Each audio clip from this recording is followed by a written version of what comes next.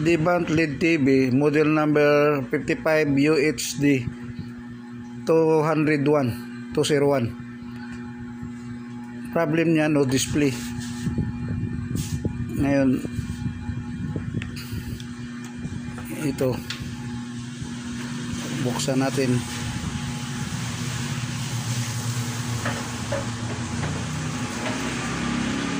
Dito lang ko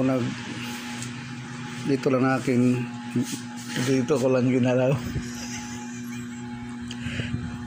ginalaw. Testingan ko na.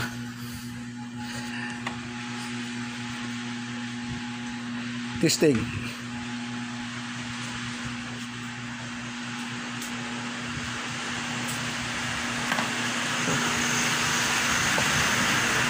Isa.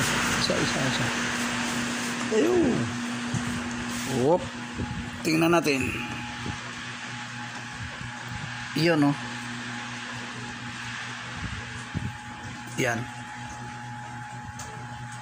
Nakita na natin ang display niya. Balik. Dito lang pala. Nahuli agad. Salamat sa Diyos.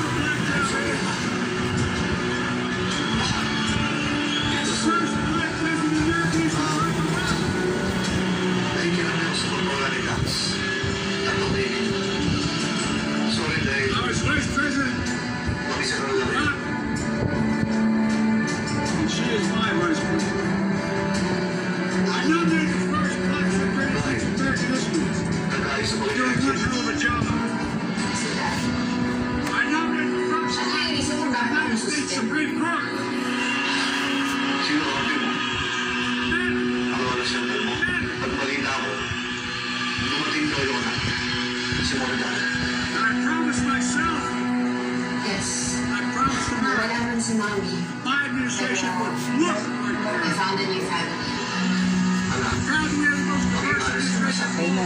Events could also be targeted throughout the election season.